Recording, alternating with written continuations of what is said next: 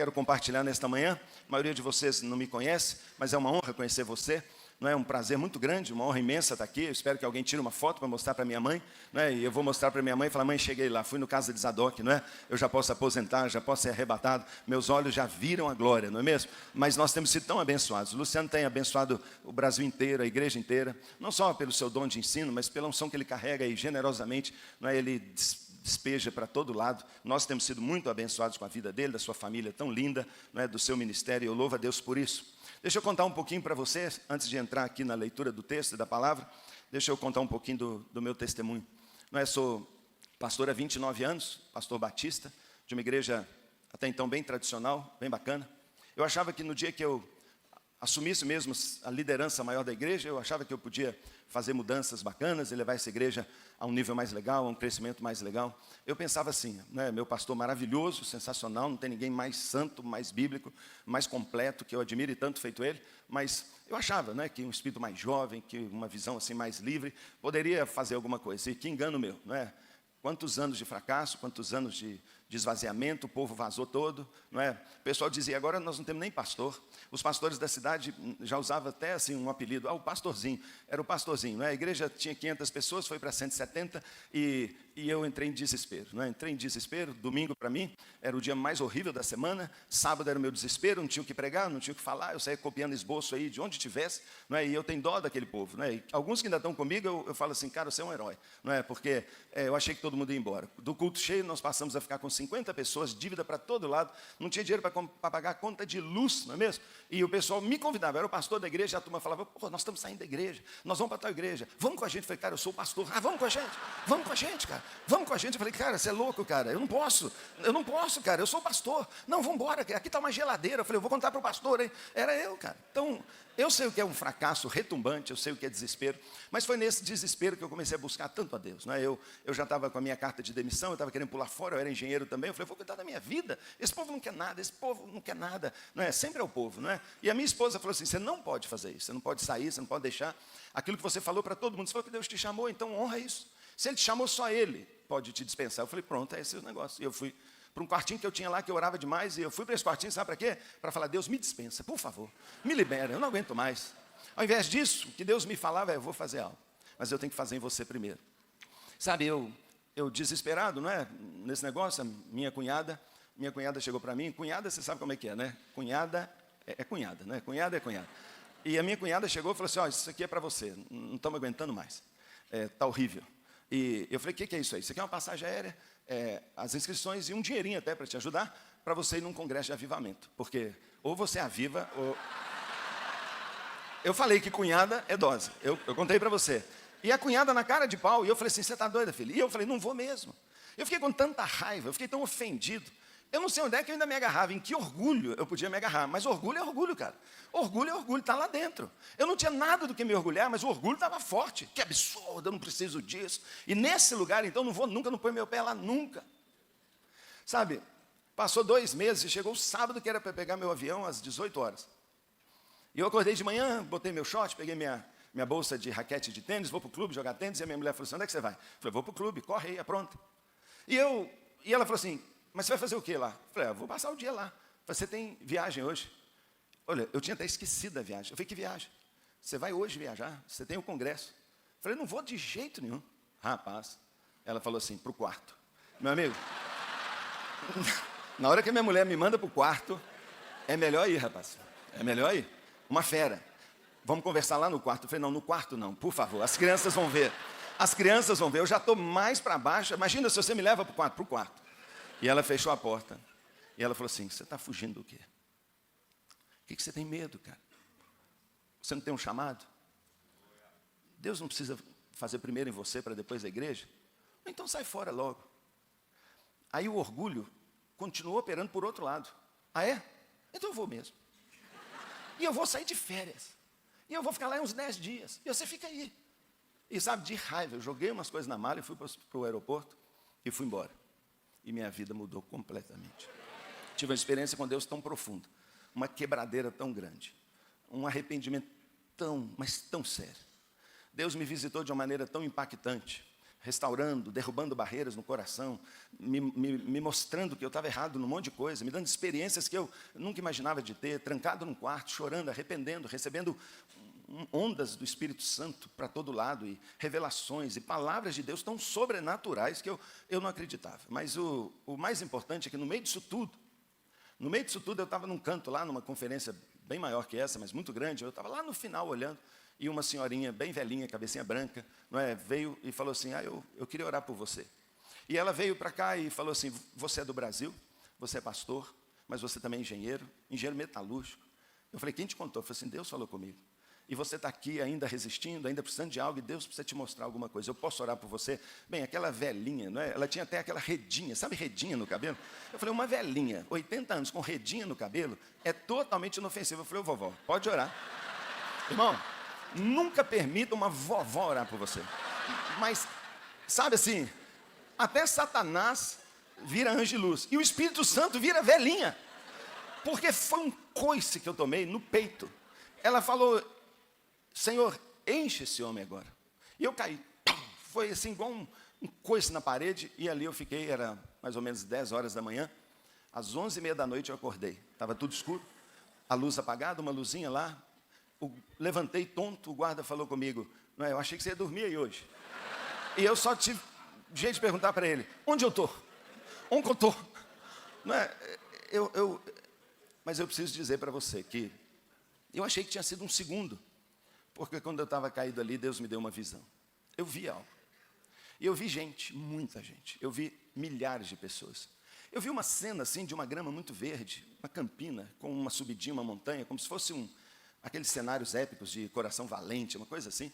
E eu vi gente vindo lá da montanha em minha direção, mas longe. Mas era gente que, do lado de lá da minha vista, até onde eu podia ver, tinha gente o horizonte inteiro, era uma coisa surreal.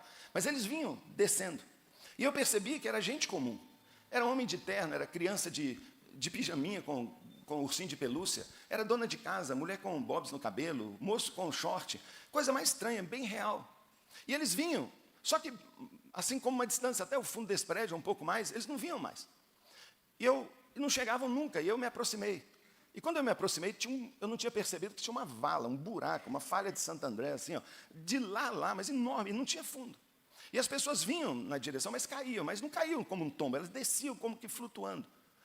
E eu olhei ali da beirada, elas ali assim pertinho agora, e os olhos delas estavam vidrados, como se tivesse tomado um doping, como se tivesse assim, dominados, robotizados, indo para aquele buraco. E eu fiquei desesperado, porque eu sabia que ali era o inferno, e foi aí que eu ouvi uma voz, e essa voz era tão clara que eu paro em casa, quando eu estou cansado, desanimado, quando dá vontade de dar uma desaceleradinha, e eu vou orar, essa voz entra aqui no meu ouvido, e ela fala assim, o perdido está verdadeiramente perdido. Eu fiquei até chateado, eu confesso, porque eu sei, eu sou pastor. Eu conheço, o que a Bíblia fala sobre salvação e sobre castigo eterno. É claro que está perdido. Mas eu sabia que Deus queria tirar daqui e botar aqui. Ô nécio, ô tardo, para entender de coração.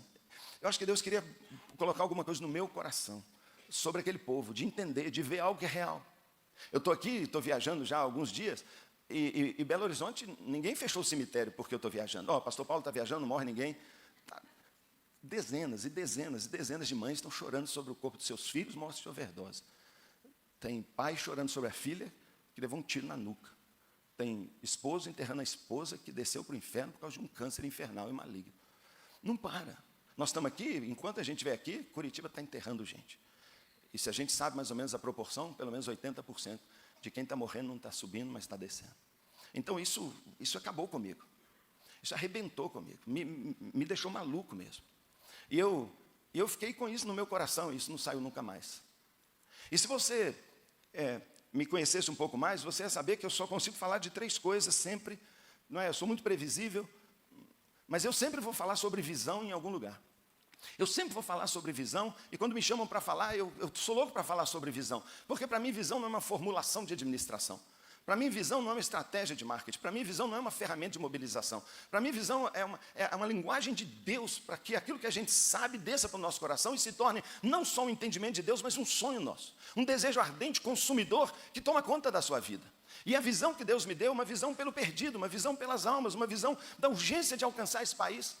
Depois disso, nós começamos a experimentar, sem dúvida, um ambiente de um imenso avivamento, mudou tudo, mudou a cara da igreja, mudou a postura das pessoas, mudou a administração, mudou a adoração, mudou tudo. Mas o que mudou essencialmente foi nossa ênfase, foi nossa prioridade. Por quê? Porque nós temos uma visão agora. O perdido está perdido mesmo. Você acha que o Senhor ia falar isso só para eu saber ou para eu fazer algo? A partir daquele momento, eu não tenho razão para viver. Eu não tenho outra palavra para dizer, eu não tenho outro desafio a dizer para as pessoas, senão que ao final de tudo que o Espírito faz, todo o sopro do Espírito sobre nossas mortes, nossas fraquezas, tem um objetivo: levantar a igreja. Levantar a igreja para colher. Levantar a igreja, porque tem 2000 anos que o nosso Senhor falou que o campo está branco. Tem 2000 anos que Ele falou, vocês ficam dando desculpa, todo dia vocês têm desculpa, ainda faltam 4 meses, mas você quer ver? Você quer ver uma cidade? Você quer ver uma mulher que nem sabia nada a meu respeito, trazer para mim uma cidade inteira? Então isso me consome. E a partir daí, isso se conecta com a segunda palavra da minha vida, que de uma visão, e visão é só sonho, visão não se pega, isso tem que virar estrutura, isso tem que virar missão, isso tem que virar ação. E a partir daí a gente tem uma missão, e é isso que é a razão da minha vida: levar o Evangelho, e levantar a igreja, e preparar a gente, para, sabe, ainda que não perfeitamente, ainda que a única coisa que a pessoa sabe é que ama Jesus e que Jesus a ama, mas é suficiente. E aí eu tenho sido assim, consumido por esse sonho, de ver almas e almas e almas se entregando ao Senhor. E óbvio, aquilo que o líder abre, aquela torneira que ele abre, seja mover espiritual, seja dons, seja crescimento, está na mão do líder. E Deus me mandou abrir, não só os dons, não só o mover do Senhor, mas também o propósito maior do Senhor, alcançar as pessoas. Aí eu comecei a trombar. Eu comecei a trombar com a realidade nossa, a realidade da igreja. A realidade de cada um de nós. E sabe, foi aí que eu entendi quão difícil é. Quão difícil é para o Senhor pegar um cara como Jonas e fazer ele lá em Nínive pregar. Porque o coração dele está cheio de razões para não fazer isso. A alma dele esconde imensas justificativas e excelentes razões para não ir lá. Para um povo mau, para um povo que não merece, falar de amor, falar de compaixão. Não merece. Eu fui percebendo, não é, a gravidade da situação nossa. E vi que o Senhor teria que me usar, se quisesse cumprir a visão, tornar realidade, através do cumprimento de uma missão, a gente precisaria de uma atitude. E hoje é isso que eu queria compartilhar ainda no tempinho que me resta para você, sobre a nossa atitude. Essa é sempre a minha razão, sou muito prático, muito pragmático, e eu estou sempre querendo responder ao Senhor, não só com emoção. Sabe, eu me emociono demais, eu amo a palavra, eu acordo de manhã cedo, eu já tenho meu cantinho ali, mas eu sinto tanta vontade como se fosse, antes de café, antes de qualquer coisa, eu quero o meu cantinho. Eu sou muito emotivo, eu choro por qualquer coisa, eu gosto demais. Mas sabe, eu não tenho que oferecer para o Senhor só meu louvor, só minha adoração. Eu tenho que responder para Ele com uma ação, com uma atitude. E eu acho que nós todos, como líderes de igreja, a igreja brasileira, tem cada vez mais, não é, se capacitado e respondido a Deus com emoção, com poesia, com literatura, com igrejas maravilhosas para todo lado. Mas eu questiono, sabe? Eu questiono muito a nossa atitude. E eu tenho pregado para todo lado, e ontem à noite, não é, eu ia pregar, citei aqui rapidamente, eu ia pregar a mesma coisa que eu preguei lá no Cezinha, sobre Jonas, mas o Senhor falou comigo, não, prega aquela palavra. Eu falei, Senhor, eu já preguei tanto essa palavra. Eu falei assim, mas eles não ouviram, e se ouviram, vão ouvir de novo. Eu queria que você abrisse a sua Bíblia comigo, lá no livro de Samuel, 1 Samuel. 1 Samuel, por favor.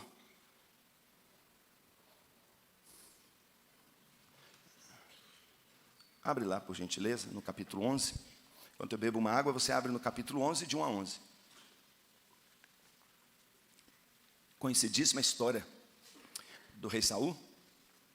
E eu queria comentar com você.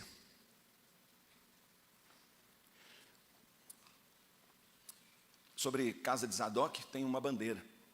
É a bandeira da fidelidade, do sacerdote fiel. Eu quero honrar essa bandeira. Daqueles que se santificam, se separam, não é, para serem fiéis. E o conceito de fidelidade, eu não sei se está tão certo. Há uma ideia muito forte da fidelidade do ser. O Senhor me chamou para ser fiel. Mas tem uma fidelidade que ser não resolve. O fazer tem que confirmar. O fazer tem que demonstrar essa sua fidelidade. Nós somos muito fiéis teóricos, ou se não parciais, porque o Senhor é verdade. Ele chamou os 12 para estarem com Ele. É verdade. É verdade, eu acho que muitos de nós estão adorando estar com Ele.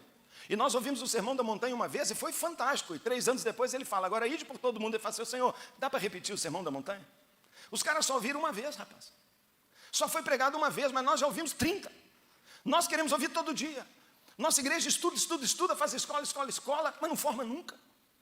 Não vai para a ação nunca. Uma igreja que é gorda, uma igreja que recebe tantos dons, mas que está ficando obesa, que está ficando esquisita. Eu creio que a gente recebe, quem recebe vai ser muito cobrado, Deus vai nos cobrar. Cobrar o quê? A minha ação, a minha resposta prática. Porque o Senhor falou, vem vocês 12, vem para estar comigo. Mas para quê? Para que eu os envie para pregar, para expulsar demônios, para curar a enfermidade. Então quando o Senhor disse assim, agora vão, ninguém discutiu, estava combinado. Quando o Senhor disse, agora vai, cara, agora vai e ganha o mundo. Ele falou assim, era o combinado. Poxa, até que eu queria repetir, até que eu queria estar lá no gostoso, até que eu queria estar nas 4 paredes. Mas eu tenho uma visão para realizar, eu tenho um sonho. Eu tenho aquilo que Jesus viu, não é? Fruto do seu penoso trabalho, Ele viu, e eu preciso fazer. Mas a nossa atitude continua assim tão... E esse texto aqui fala de atitude assim na veia, não é? Você conhece já, mas o texto diz, eu vou resumir o máximo possível. Ele diz que o amonita Naás avançou contra a cidade de Jabes e Gileade e a cercou. Eu estou falando só para papa, todo mundo sabe tudo, mas você pode procurar todos os comentaristas, ninguém sabe se esse Naás é nome ou se é só uma designação, porque o nome dele significa inimigo, Satanás, Satanás, o inimigo. Então, na verdade, você pode ter certeza que o que o Senhor quer que a gente pense também para nós hoje, é que Satanás faz a mesma coisa que fez naquela época. Satanás continua agindo na mesma estratégia. Ele é pouquíssimo criativo. Satanás avançou contra o povo de Deus e cercou. Não é à toa que Pedro diz, ele é como um leão que anda ao derredor. Ele cerca, ele quer fazer a tática o quê? A tática do sufoco. Ele quer criar aquela tática de que eu cerco a cidade e vou esperar eles se renderem. Eu tenho tempo, aqui fora eu tenho água, aqui fora eu tenho comida, aqui fora eu tenho tudo. Lá eles estão sufocados, a água acaba, a comida acaba. Eles se desesperam e vão fazer bobagem. O inimigo fica lá esperando você dar o seu vacilo. Esperando você bobear, esperando você fazer uma besteira, para que ele possa te pegar. E Satanás aqui, ou Naás, fez a mesma coisa nessa cidade. E os homens daquela cidade, povo de Deus, é povo de Deus, israelita, o povo do Deus da vitória, do Senhor dos exércitos, o povo que experimentou vitórias espetaculares, que o mar abre na frente deles, que o exército mais poderoso está boiando aos seus pés. Esse povo esquece de quem Deus é, como a gente sempre faz. Ele esquece quem é o Deus, esquecem quem são, eles fazem a maior besteira, talvez uma das maiores besteiras que o povo de Deus já fez. Do alto das muralhas daquela cidadezinha, eles levantam uma bandeira branca e dizem assim, por favor, não nos mate, vamos fazer uma aliança. Meu Deus, povo de Deus conversando com Satanás, povo de Deus topando negociar chamado, negociar identidade, negociar autoridade, negociar vocação, conversar com o diabo. E qual é o tom da conversa? Faça uma aliança, não nos mate, por favor. Faça uma aliança conosco e nós te serviremos. Você já leu isso, você sabe. Eu já li 1 milhão de vezes, mas eu horrorizo toda vez. Eu estou horrorizado agora aqui. Aquele povo daquela época foi fazer armistício, foi fazer conversa, vamos fazer um contrato. Eu não faço isso contra você, eu não vou naquela área, eu não uso tal coisa, mas você também não me mata. Você me deixa viver. E o Naás, o Satanás, ele adorou. Ele falou assim, fechado, cara. Vamos fazer uma aliança. Mas com uma condição. Sempre tem uma condição, não é mesmo? Ele disse assim, eu vou entrar aí dentro com a minha faca. Vocês vão fazer uma fila, os homens, e eu vou arrancar o olho direito de cada um com a faca. Alguns eu vou até comer. Eu vou arrancar o olho direito de todos vocês. E aí eu deixo vocês viverem. Irmãos, eu me lembro quando eu, dizendo ao Senhor, Senhor, o povo está descendo o buraco, Senhor. Senhor, agora mesmo tem alguém sendo enterrado, Deus. Eu lembro a época que eu botei o contador de nascimentos e o contador de morte para eu ficar vendo o dia inteiro. Eu estava pirando. Eu via aqueles nascimentos, eu falava assim, mais trabalho. Eu via aqueles falecimentos, eu falava assim, mais derrota. Perdemos. Aquilo me esbofeteava. E eu chegava para a igreja, sabe o que eu percebia? Uma igreja sem olho direito. Uma igreja sem visão. Mas eles enxergam, pastor. Alguém enxerga só com o olho. Deve ter gente aqui, talvez tenha. Não tem o olho direito. Tem gente que vive muito bem. E eles até foi isso que eles pensaram. Eles falaram assim, olha, vamos ver se alguém ajuda a gente. Mas se não ajudar, eles conversaram. Olha, é ruim, mas eu ainda estou vivo. É ruim, é horrível, mas ainda dá para sobreviver. E daí vem o título dessa pregação que eu tenho todo dia repetido para mim e para a minha igreja. Sobrevivência, essa atitude, assim, às vezes necessária, mas perigosíssima. A sobrevivência é a maior inimiga da nossa vitória. A sobrevivência é a maior inimiga da nossa vitória. E aquele povo, é lógico que eles queriam vencer, mas desistiram de vencer. Eles fazem um acordo, e de lá vem o preço. Eu vou arrancar seu olho direito. O olho direito, naquela época, você sabe, é o olho da mira. É o olho do ataque. O cara está atrás de um escudo, o cara está se protegendo de flecha e lança de todo lado. Ele só botava a cara um pouquinho de fora, porque a única chance dele atacar, já que a maioria absoluta, 98% é destro, ele sabia que o ataque estava na mão direita. Se ele tivesse sem o olho direito, ele é aposentado da guerra. Ele sai fora do combate, não serve para a luta, porque ele não tem mira. O que Deus quer fazer com a gente? Sempre tirar a gente do combate. Como? Através da nossa própria atitude. Sabe, irmãos, há muito tempo o diabo desistiu de matar crentes. Muita gente ainda não entendeu. Eu conto sempre que eu fui viajar para uma das igrejas, nós e um irmão quis me levar, e eu falei, legal, no carro dele e tal. Ele me pega lá na porta de casa, e aí nós vamos entrar no carro, ele fala, peraí, pastor, antes da gente entrar, vamos orar. Eu falei, claro. A gente ora normalmente no carro, mas ele quis orar do lado de fora. Eu falei, claro. Ele abriu o porta-mala e ele pegou uma garrafa desse tamanho de óleo. Sabe aqueles óleos cheirosos com mirra e não sei o quê? Ele tinha até preparado uma mistura assim, especial. E aí ele ora. E aquele irmão, muito simples, ele passa óleo nas lanternas, no farol. Ele passa óleo na frente, para-choque, ele vai orando, uma autoridade. Eu estou achando bacana. Mas quando ele vira aquela garrafa nos pneus, eu falei, irmão, nós vamos derrapar na primeira curva. Você vai causar um acidente horroroso. Nós vamos nos arrebentar na curva aí, você já exagerou. Ele falou, pastor, a gente nunca sabe. O inimigo está pelas curvas aí. O inimigo está por aí, ele quer matar a gente. Eu falei, irmão, ele já desistiu disso há muito tempo. Essa foi a estratégia lá do começo, matava. Nos anos 70, depois de Cristo, só Vespasiano, na inauguração do Coliseu, você sabe, matou 10 mil irmãos nossos. 10 mil em 100 dias, 10 mil em 100 dias. Um massacre, um assassinato, um derramamento de sangue, um banho de sangue. Mas cada crente que ele matava, se tornava um mártir, se tornava um herói, inflamava o coração da igreja.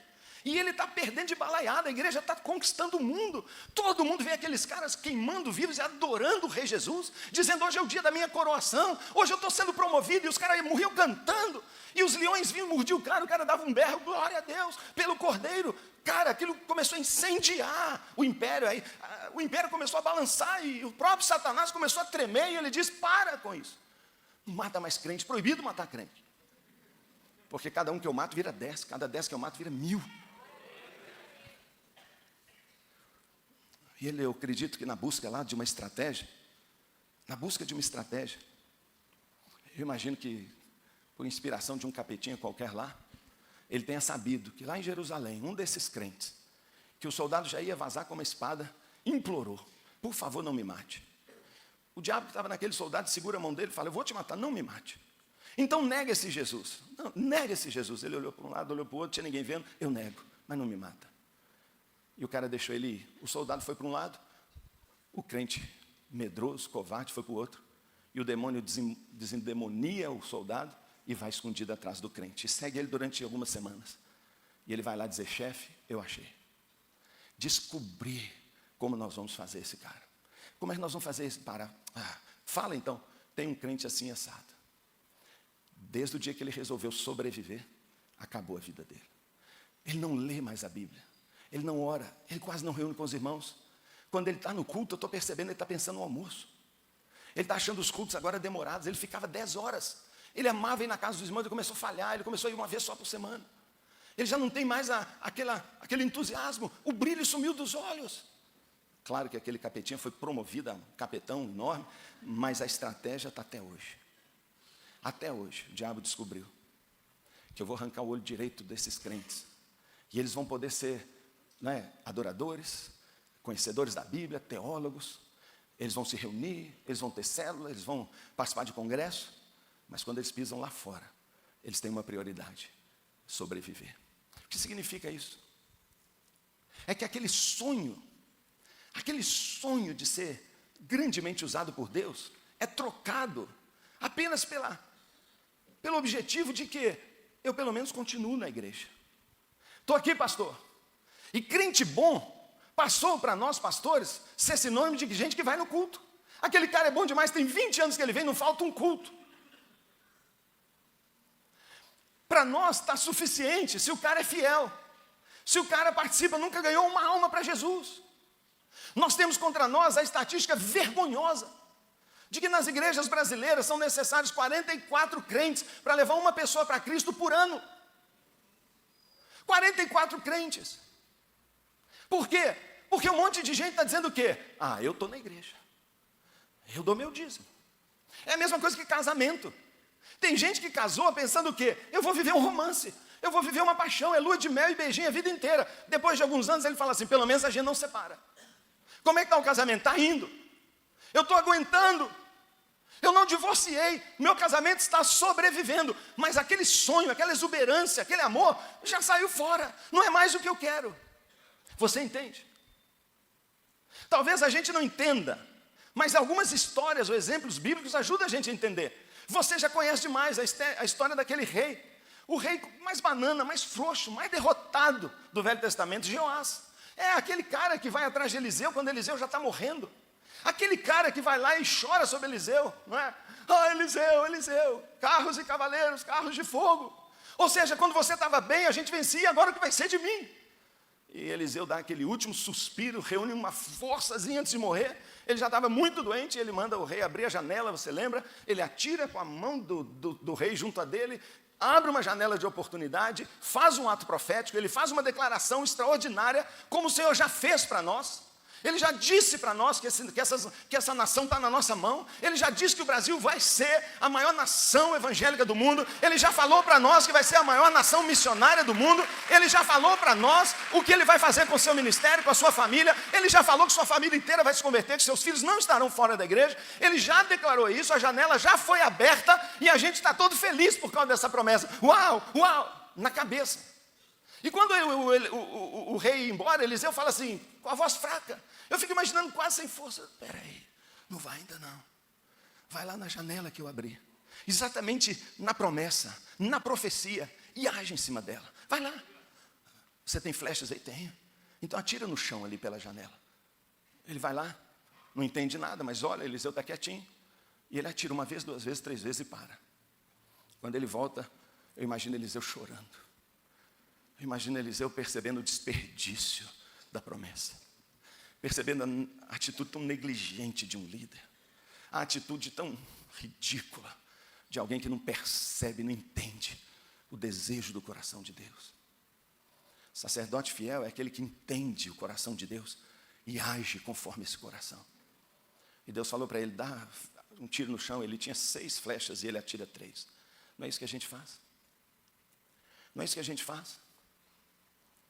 Eu me lembro que, um período de 40 dias de jejum, clamando por vidas, eu encontro com uma pessoa da igreja. Opa, parou. Eu encontro com uma pessoa da igreja e eu falei, aí, como é que está o jejum? Não é? Está pesado, hein? Nós já estávamos com 20 e poucos dias, eu já estava cambaleante. E o cara fala comigo assim, pastor, vou te falar, eu não estou jejuando, não. Eu falei, deve ter um problema médico, não é? Um problema médico, uma prescrição qualquer, é normal. E eu falei, eu entendo e tal. Não, pastor, vou te explicar, é que quando eu jejuo, me dá uma fome. Não, mas sabe, pastor, aí ali pelas 4 da tarde, me dá uma dorzinha de cabeça aqui. Você já quis matar crente? Você entende aquele negócio que o senhor fala assim, que pastores que arrancam a lã e comem a carne? Você já teve essa vontade? Me dá uma dorzinha aqui, não é essa a ideia, cara. O cara não dá 3 flechas, não dá nenhuma. É nossa atitude, irmãos. Nós temos as promessas, nós temos uma Bíblia com 6.000 promessas, nós temos um sonho de Deus. Ele já deu uma visão grande para cada um de nós. Ele já deu para nós, como Davi. De alguma maneira, Davi sabia que iria para o trono, mas ele tinha que fazer algo, um gigante aparece diante dele. Ninguém age, ninguém tem atitude. O que botou aquele cara no trono? Foi a promessa? Claro que foi. Foi a unção com óleo? Claro que foi. Foi a ação profética de Samuel sobre ele? Claro que foi. Mas só isso? Claro que não. Quando o gigante apareceu, esse cara desceu no vale de Elá, gritando aos berros, você vai morrer hoje, cara. Ou eu morro, ou você morre.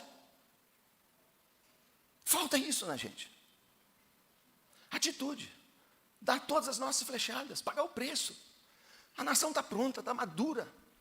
Nossas igrejas estão prontas, mas parece que a gente se acomoda. Exemplo horroroso, eu sei, desculpa, não queria te te entristecer nesta manhã, um café da manhã assim tão pesado. A crise te pegou, o desânimo bateu. Deixa eu dizer para você, não desista, cara. Tem muita flecha ainda. E é a sua atitude que vai definir o seu futuro. Mas se a sua atitude for de sobrevivência, se a nossa atitude como igreja brasileira for, tá bom, nós já somos grandes, tá bom, é normal. Para cada um que a gente ganha, um que a gente perde, 40 milhões de crentes, 40 milhões de desviados, tá bom, pelo menos ainda tem um olho, tá bom. Eu oro, mas eu oro pouquinho, eu jejuo, mas é de vez em quando, eu pago o preço, mas é baratinho, não é o evangelho que é barato, nós é que somos fajutos, nossa atitude é frágil, é fraca, nós não respondemos ao tamanho do poderio, da promessa, do potencial do Deus Salvador que a gente tem. E eu, do fundo do meu coração, oro e anelo, não é? Que um povo como nós e uma cidade como essa pode sair alastrando por aí. Não algo que não dependa de mim. Não um fogo. Tem gente que pensa que o fogo vai passar. Isso não é fogo controlado, isso é queimada, irmão. Queimada é uma coisa terrível. O que eu espero é que você ponha fogo através da sua postura. E de que você entenda que é a nossa atitude que muda tudo. É nossa atitude que muda tudo. Você ouviu isso aqui ontem à noite de forma poderosa. Sabe, às vezes tem anos e anos e anos você tentando vencer uma área da sua vida com uma atitude errada, com uma motivação errada. O Brasil está esperando por nós, gente. Vidas e vidas estão esperando por nós. Eu posso me tornar antiquado, estou ficando antiquado já, estou ficando chato, mas eu tenho um compromisso com o Senhor, do que aquilo que me trouxe vida, aquilo que mudou minha vida, compaixão, visão, se torne realidade através da minha e da sua atitude. Deus chama você a botar em prática, a crer, a não desistir, a esperar virar a curva antes de pular fora do carro. Vira a sua curva, Deus tem algo sobrenatural ali. Deus tem um novo eu, tem um novo ministério, tem um recomeço para você, mas não desista, porque a sobrevivência, só continuar na igreja, manter meus membros, não, a igreja está uma benção, e aí, quantos? Tem 1000, daqui a 10 anos, está uma benção, tem 1000, daqui a 20, continuamos uma benção, 1000, tudo gordinho, sobrevivência. Quando a gente começa a achar que o que tem que melhorar é aqui dentro, nós estamos perdidos. Quando o alvo que eu tenho é só mudar de prédio, quando o alvo que eu tenho é um som melhor, quando o alvo que eu tenho é uma cadeira mais bacana, quando o alvo que eu tenho é só comigo, eu já defini, eu sou um sobrevivente. Guerra é bagunça, guerra é violenta, guerra é para valente. E o Senhor nos deu espírito de coragem. Ele não colocou em nós espírito de covardia, mas espírito de coragem. Esse é meu testemunho. É isso que eu tenho tentado fazer lá. As pressões são enormes. São enormes. Quando eu me consagrei ao pastorado, em 1988, eu fiz um voto ao Senhor. Ajoelhado diante do Senhor, eu falei, Deus, eu quero te fazer promessas. Deus me pediu isso. Eu falei, Deus, eu nunca vou tocar numa mulher que não seja a minha mulher. Nunca. Se eu tocar numa mulher com um gesto impuro que seja, eu te autorizo, não só eu peço, eu exijo que o Senhor me jogue morto no chão. Senhor, se eu tocar em algum dinheiro, fui ali, me pediram para tirar um xerox para a igreja, esqueci uma moeda de R$1 no bolso, meti a mão e falei, R$1, Deus, R$1, tira a minha vida. Mas Senhor, se eu tocar num minuto, 1 minuto que seja, na sua glória, tira a minha vida. Eu fiz um compromisso com o Senhor. E desde aquela época eu tenho buscado cumprir esse compromisso. Só que o Senhor falou comigo, eu quero uma coisa a mais. Aonde você for, fale das almas. Mova-se por compaixão. Faça o que você puder fazer. E você vai agradar meu coração. E é nossa atitude, sabe? Eu sei que Deus chama a gente a ter uma atitude. diferente, de poder, de coragem e compromisso. Está escrito nas camisas aí, ó, compromisso. Vamos ficar de pé para a gente poder orar? Eu tenho 1 minuto para orar. Eu não vou fazer nenhum apelo. Não daqui, não aqui na frente, mas aí mesmo. Sério, eu sei que você detesta isso. Eu sei que tem gente que não aguenta esse negócio de olhar para o lado, diga para o seu irmão, né, aquele negócio, Deus te ama e eu te amo, e aquela cantada gospel.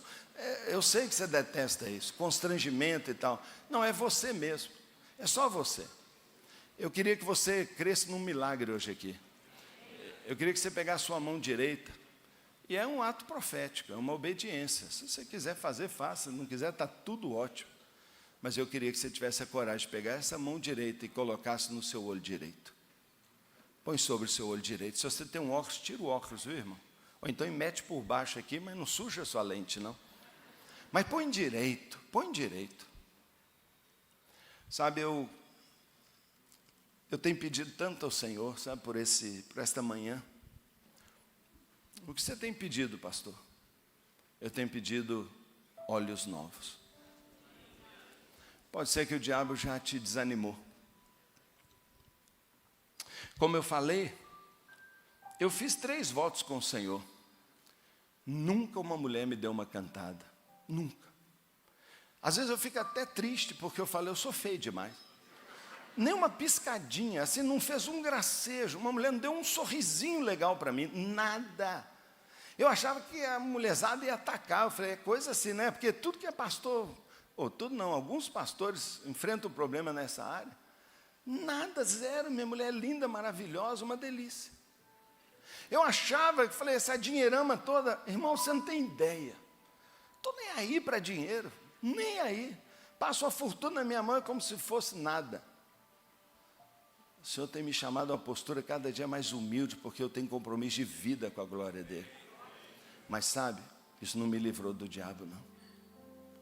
Ele está ao meu redor o tempo inteiro. Não para me levar ao adultério, talvez não a você também.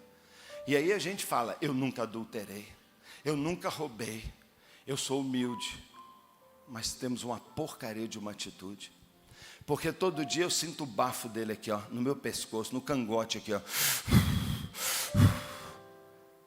Não para o adultério, mas para o desânimo, para o menos, para as 3 flechas. Para, cara, você é bobo, está sacrificando à toa, você é radical, relaxa, você já tem uma igrejona, aproveita a fama, aproveita, vai viajar, vai curtir, melhora seu salário, cara, você merece. E todo dia eu tenho que dizer, no meu olho você não põe a mão. Será que ele pôs no seu olho? Será que o diabo já pôs a mão no seu olho? Vai que pôs. Então vamos pegar um olho novo. Vamos pedir ao Senhor que te livre do desânimo. Vamos pedir ao Senhor um fogo novo. Vamos pedir ao Senhor uma atitude nova. Vamos pedir ao Senhor um compromisso assim, inquebrável, inegociável. Vamos pedir ao Senhor que nos tire dessa maçaroca, dessa multidão de sobreviventes e nos põe no caminho dos vencedores.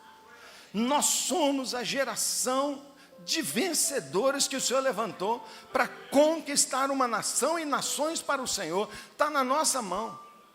E eu creio que o Senhor hoje tem um olho novo para te dar.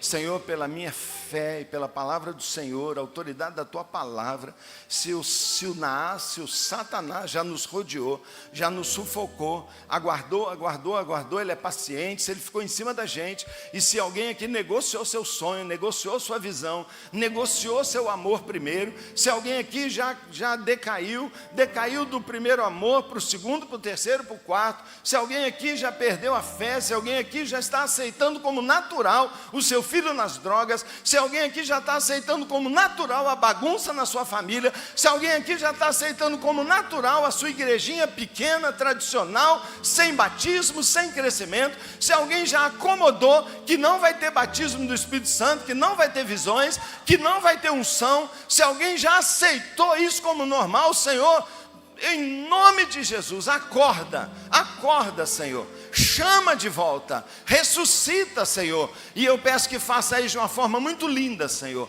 Coloca um olho novo, Senhor. Deus, Tu és o Deus que tem estoque de olhos.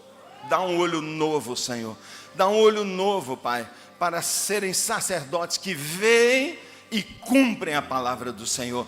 Deus, eu rogo, Pai, que daqui até o fundo desse auditório, de lado a lado, sem ninguém ser excluído dessa bênção, transplanta, implanta um olho novo, Senhor. Eu peço um milagre, Senhor, de um olho de coragem, de um olho de atitude, de um olho de compaixão, de um olhar de paixão por Jesus, de um olho sedento pelas Escrituras, sedento por enxergar sua face, mas sedento também para olhar o rosto machucado de pecado desta geração, para olhar os caídos à beira do caminho, para olhar, ó Deus, aqueles que estão vivendo, ó Deus, tragédias pessoais e coletivas. Ó Deus, abre os nossos olhos, Senhor, para ver tudo aquilo que o Senhor quer fazer através de nós.